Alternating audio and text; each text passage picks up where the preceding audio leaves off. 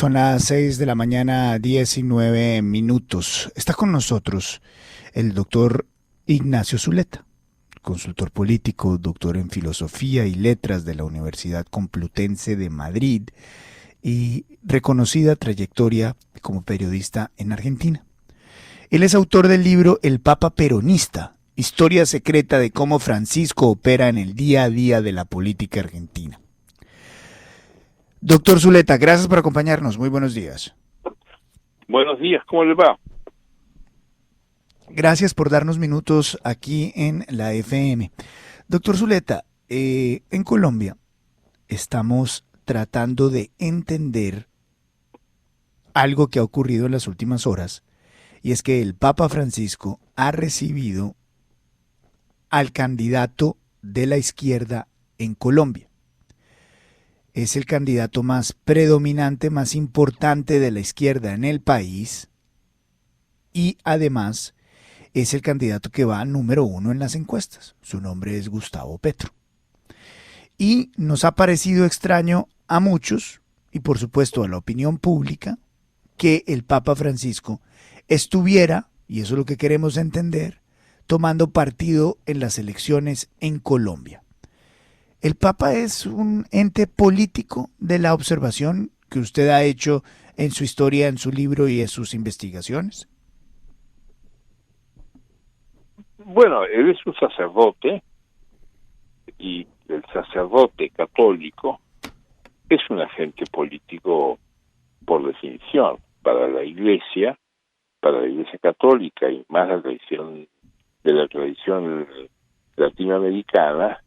La fe y la acción religiosa no es, como en la cultura anglosajona, un hecho privado de la persona que se agota en los fueros individuales, sino que tiene una dimensión social fundamental. Es el proselitismo. La acción pública es esencial en la Iglesia Católica. La idea de la evangelización, la predicación. Y más en un sacerdote como Bergoglio, Jorge Bergoglio, que si uno recorre la trayectoria y lo que ha dicho y lo que ha predicado y lo que ha escrito, es un hombre que tiene una tarea escrita intelectual muy importante. Él define la acción de la Iglesia y la acción del papado como una tarea misional. Es una misión.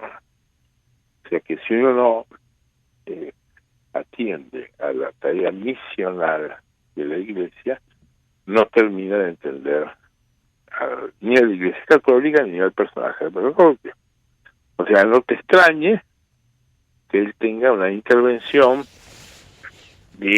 como pública, vinculada a la política, pero que no hay que confundir con que él tome opción por una consigna política, un partido, una candidatura. Eso no lo he hecho nunca, ni a mí me parece que yo no puedo responder sobre la reunión explícita, porque no conozco los personajes ni las circunstancias de esa entrevista que usted me cita, pero yo no lo tomaría como una opción política de apoyo o de rechazo. Ya. Don Ignacio, le saluda William Calderón. Una vez el Papa en el Vaticano, pese a que usted dice, pues se mueve en un ambiente político, podría llegar a tener intereses de influir en montar gobiernos en alguna parte del mundo con su visión del mundo, es decir, con una visión de izquierda, o el Papa no está para eso. Su gestión, su razón de ser va más allá de la política. Yo creo que la razón de él es religiosa. Él no es una persona vinculada a una ideología, y menos yo no conozco al candidato que me está citando, pero yo mucho menos yo lo identificaría a Bergoglio con un hombre vinculado a la izquierda, ¿no? Más bien diría, es un hombre ideológicamente formado en lo que se llama vulgarmente la derecha. Él es un conservador. Él es un conservador en materia doctrinaria, Es decir, para entender el personaje de Bergoglio hay que no solo recorrer su historia, sino buscar la fórmula con la que él llega inclusive a ser papa. Él es el más conservador de los conservadores y el más progresista de los progresistas.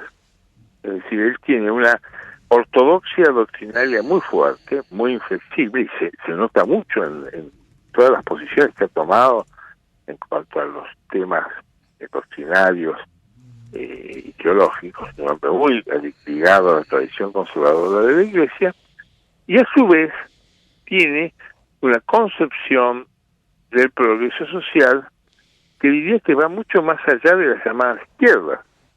No vas a encontrar, para decirlo técnicamente, un comunista más comunista que Bergoglio, porque es la Iglesia Católica.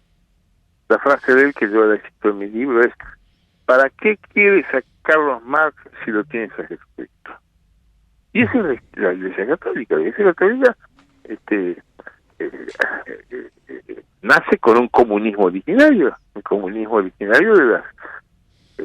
lo que ocurre es que un sacerdote y un católico y un papa de la posguerra fría, agotada la Guerra Fría, terminada la Guerra Fría, con la que termina su antecesor Juan Pablo II, basta la historia para ver lo que actuó Juan Pablo II para terminar con el bloque comunista, uno entiende que uno de los botines de la Iglesia Católica es quedarse con el programa ideológico del progreso social.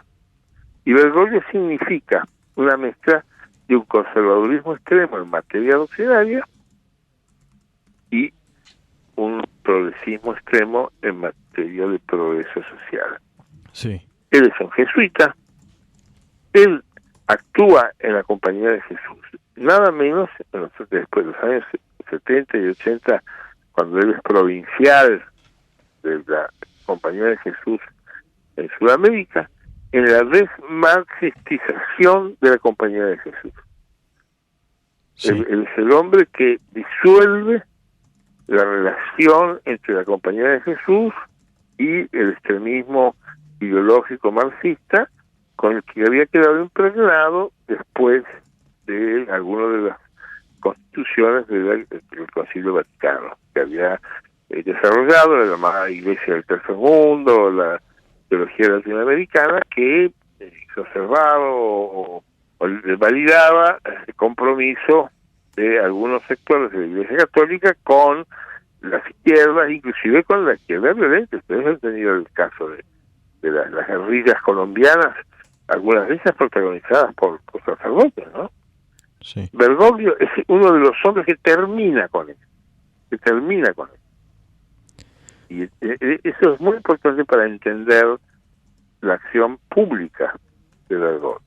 No es un hombre vinculado con una ideología precisa, pero es también un hombre de una enorme convicción conservadora. Lo ha hecho en muchos pronunciamientos públicos, Sí. en donde él no ha cedido en ninguna de las doctrinas tradicionales de la Iglesia. Es el más conservador de los conservadores y el más comunista de los comunistas. Doctor Zuleta, y entendiendo esa En diferencia... un mundo de la posguerra fría donde ser comunista no cuesta nada. Sí. Antes te costaba la vida, te perseguían o te obligaban a hacer cosas que vinculadas a la violencia. Hoy día no, hoy día si querés una Manselmú, ustedes lo conocen por Colombia, que ha habido un proceso de pacificación, ¿no?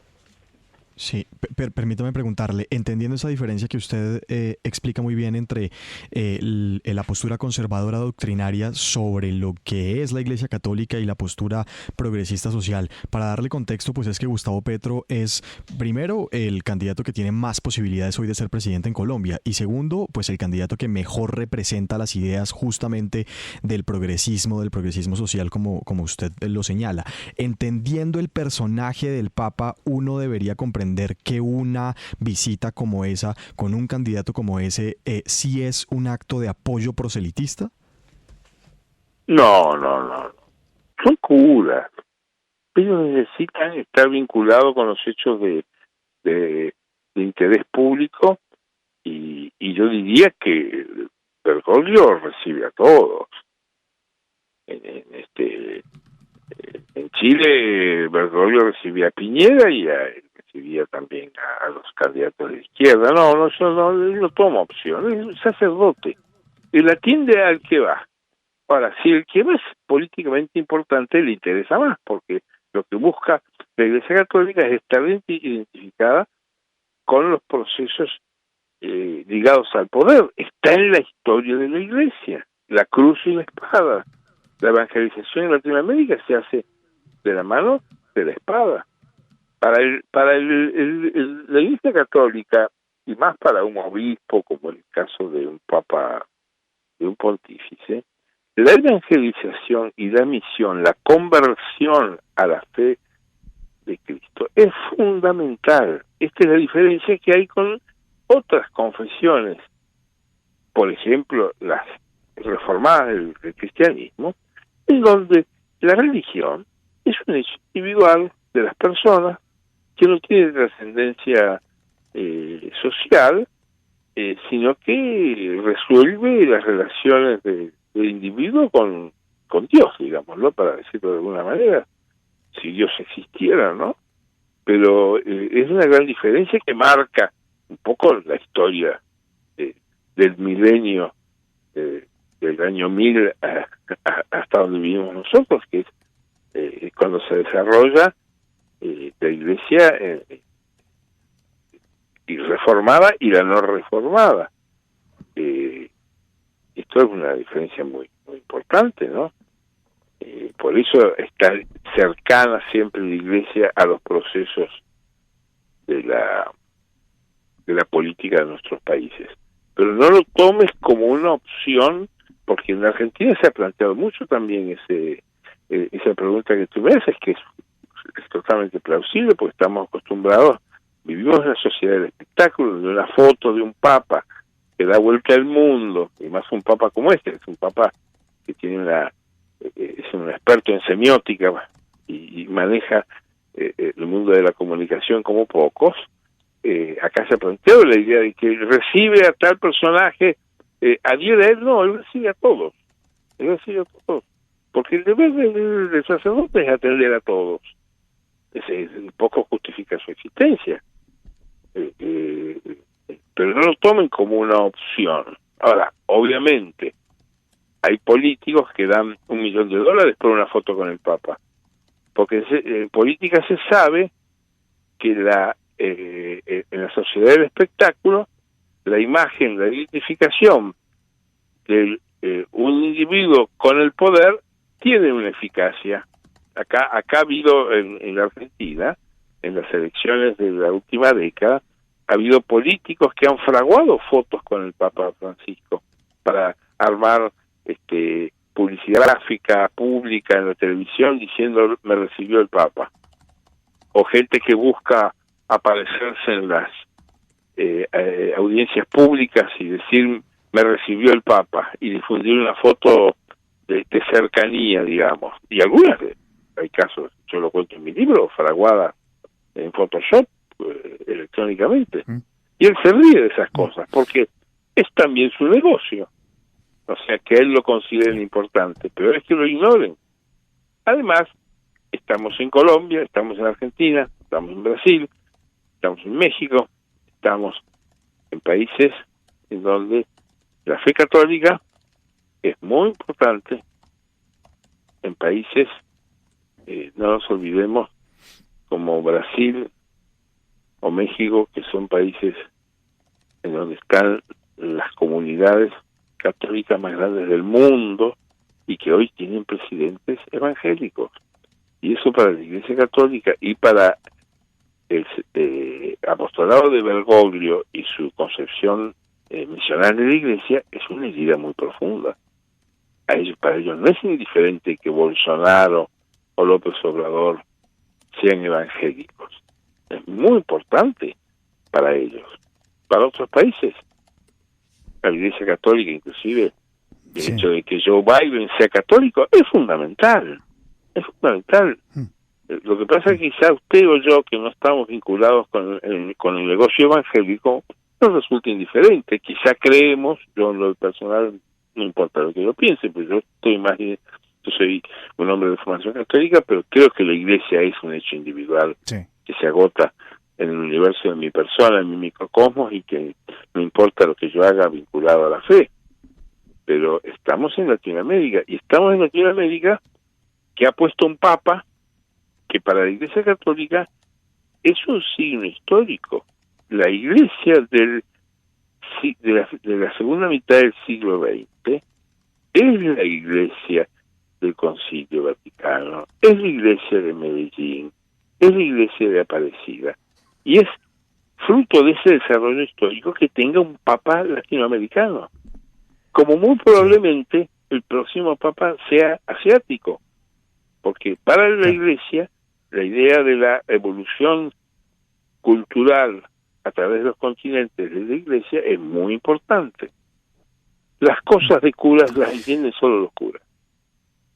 Las cosas de cura las entienden solo los curas. Qué buena frase.